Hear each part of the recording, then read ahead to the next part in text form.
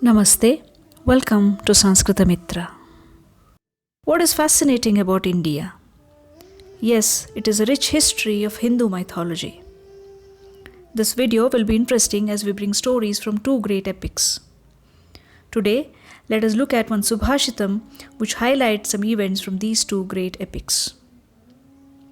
Ramayana and Mahabharata are the two gems of Hindu scriptures.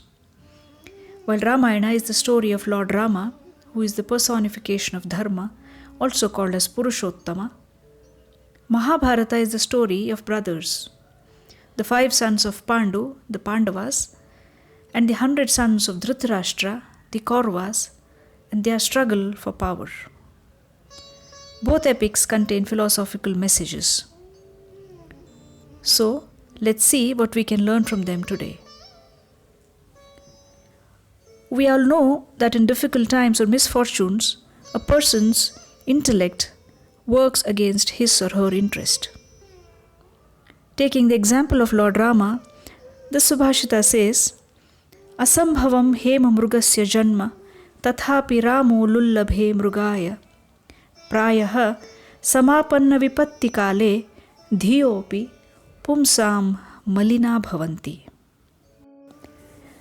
This refers to the events that happened when Rama, Lakshmana and Sita are in exile. Ravana, intending to kidnap Sita, sends Maricha. Maricha turns into a golden deer. Sita, enchanted to see such a beautiful creature, asks Rama to catch it for her. Though Lakshmana warns Rama that it might not be real, Rama refuses to listen to him and goes after the deer. So what we notice here, or what the Subhashita says, is that Rama, knowing fully well that a golden deer can never be born, chases it. So this shows that generally when faced with bad times or misfortunes, a person's intellect is compromised and cannot make proper judgment. So this act of Rama, chasing the illusion or the golden deer, leads to the abduction of Sita and many more struggles for Rama. The same Subhashita is also used as a reference in Mahabharata too. Yudhishthira is going through some difficult decision-making times. We know about the game of dice that decided the fate of the Kauravas and the Pandavas. The Pandavas receive an invitation from Kauravas to come to Hastinapura to play a game of dice. Yudhishthira accepts it as he too loves the game. And it happens that Yudhishthira loses everything, his kingdom, his brothers and his wife too. The Pandavas and Draupadi face humiliation.